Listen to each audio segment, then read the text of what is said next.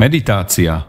Pojem, ktorý v posledných rokoch čoraz častejšie rezonuje nielen medzi odborníkmi, ale aj v bežnom každodennom živote. V čase, keď sa okolo nás hromadí stres, neustále narastá rýchlosť a tlak doby, mnohí z nás hľadajú spôsob, ako nájsť vnútorný pokoj, stíšiť mysel a znovu objaviť samých seba. A práve meditácia, starobilá technika, ktorá dnes získava nový význam, môže byť kľúčom k rovnováhe, zdravšiemu prežívaniu aj seba poznaniu. Vítajte v podcaste Psychologicky, som psychológ Marek Horňanský a v dnešnom dieli s vami otvorím tému o meditácii. Tak, aby bola zrozumiteľná a prístupná každému. Či už ste v tejto oblasti úplný začiatočník alebo máte s meditáciou skúsenosti, verím, že si odnesiete inšpiráciu aj isté praktické tipy. Slovo meditácia pochádza z latinského slova meditatio, ktoré znamená rozjímanie. Meditácia, čiže zmenené stavy vedomia, či rozšírené vedomie. S tým sa pravdepodobne stretávali napríklad už lovci v prehistorických časoch, keď hľadeli do ohňa a uctievali rôznych bohov spojených s rituálmi. Meditácia je však najčastejšie spojená s východnými náboženstvami. Tam pravdepodobne povedú prvé poznatky každého, kto sa začne o túto oblasť zaujímať. Najrôznejšie meditačné techniky a prvky, ktoré je možné spájať s meditáciou, však je možné nájsť vo všetkých svetových náboženstvách. Meditácia je aj spôsob, ako spoznať svoju vlastnú podstatu. Lepšie porozumieť sám sebe. Tým, že utíšime svoju mysel a správne sa sústredíme do svojho vnútra, objavíme pokoj, harmóniu a takisto istú radosť. A tá sa môže stať aj trvalou súčasťou nášho života. Dnes však meditácia predstavuje štandardný nástroj a princípy, ktoré sa využívajú v medicíne, psychológii, športe či v školstve. Každý z nás má na ňu nejaký názor a mnohým ovplyvnila aj život a priniesla niečo nové. Pre väčšinu ľudí v západnej časti sveta je dôležité to, že je z nej možnosť vlastne vymazať akýkoľvek aj náboženský podtext a môže sa tak vnímať ako technika zameraná na osobný rast a rozvoj. Všetky tie definície ohľadne meditácií majú totiž jedno spoločné, a to prácu človeka na sebe samom, na zvládaní svojich emócií, pocitov, na hľadaní vlastného pokoja. Nie je to teda o žiadnom mudrovaní ani o niečom exotickom alebo mystickom či zložitom. Je to jednoduchý nástroj doslova pre každého. Samozrejme, meditáciu je možné skúmať aj z vedeckého pohľadu. Napríklad to, čo sa deje v mozgu meditujúceho. Každý vlastne v medicíne vie, že ľudský mozog je vlastne, môžeme to popísať ako isté ústrojenstvo, ktoré komunikuje a vytvára i vysiela vlastne isté elektrické signály. A táto aktivita elektrická je známa aj pod pojmom mozgové vlny. A to súvisí aj s našim vedomím.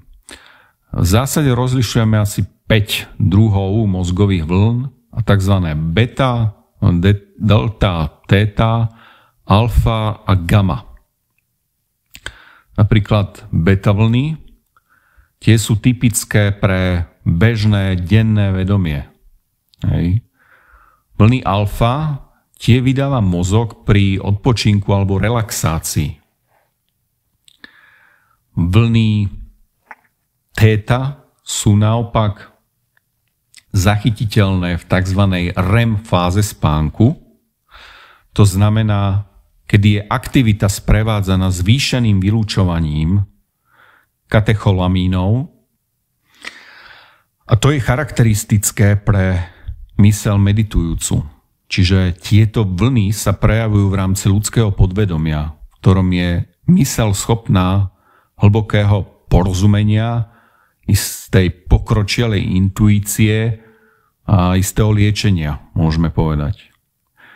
Výskumy napríklad u starších účastníkov preukázali to, že meditácia môže pôsobiť aj proti rednutiu šedej mozgovej kôry. Môže byť spôsobom, ako sa chrániť pred stratou pamäte a poruchami poznávacích schopností. Neraz je koncept meditácie zle chápaný. Meditovať totiž neznamená sedieť v nejakom lotosovom kvete v prírode, v jogínskej proste hodinke a pozorovať len svoj dých. Práve naopak.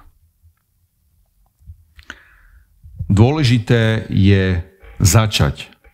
Všetko okolo sú len techniky, vlastne, ktoré majú za cieľ iba to jedno, a síce upokojiť telo a myseľ.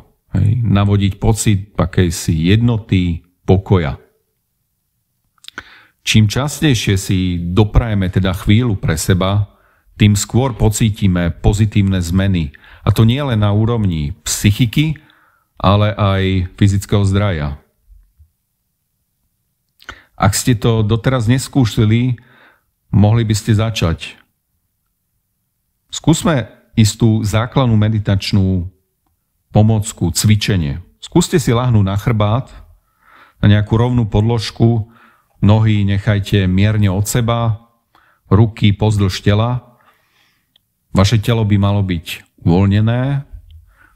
Ak zatvoríte oči a pomaly začnete prehlbovať a spomalovať dých, pokiaľ by ste niekde v tele pociťovali bolesť či krč alebo tlak, skúste pomyslne ten váš dých poslať práve na toto miesto. Skúste zamerať svoju pozornosť postupne na chodidlá, bez toho, aby ste sa hýbali. Začnite pomaly uvoľňovať ostatné časti svojho tela. Mysli sa preneste prstom na nohách a jeden po druhom vedome si ich uvoľnite. Postupne chodidlo, petu, členky. Môžete tak postupovať pomaly k lítku, kolenu, stehnu a uvoľniť postupne celé telo. Samozrejme, nezabudnite ani na tvarové svaly. Povoľte čelusť, pery, svaly okolo očí a posledné nádychy a výdychy precítnite hlboko.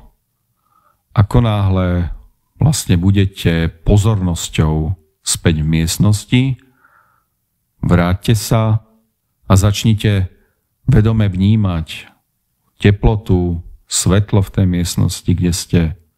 Môžete počuť zvuky, postupne sa môžete rozhýbať, otvoriť oči a užívať si chvíle relaxácie a meditácie, ktoré ste práve prežili. Existuje napríklad aj meditácia zameraná na dých.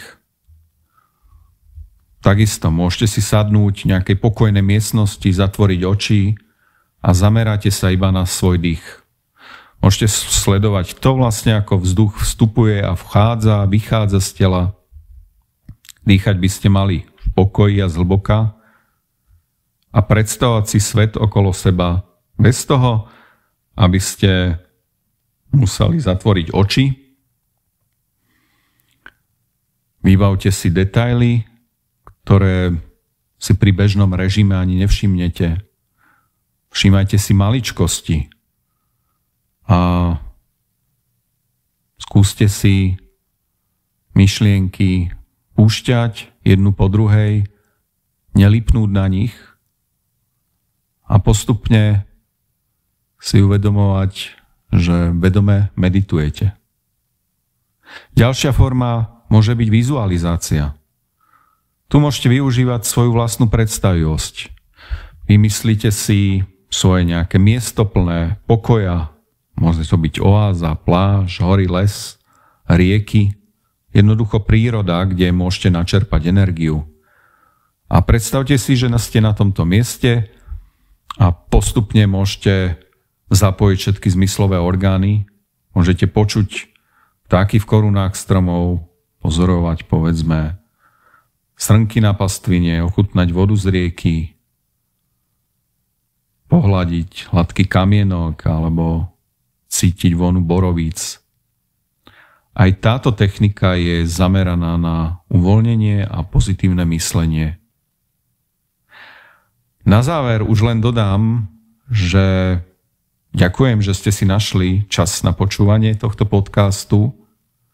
Dúfam, že ste získali aj nejaký ten nový poznatok a jasnejší pohľad na tému meditácie. Ak vás aj táto epizóda oslovila, neváhajte mi napísať. Budem rád za vaše otázky.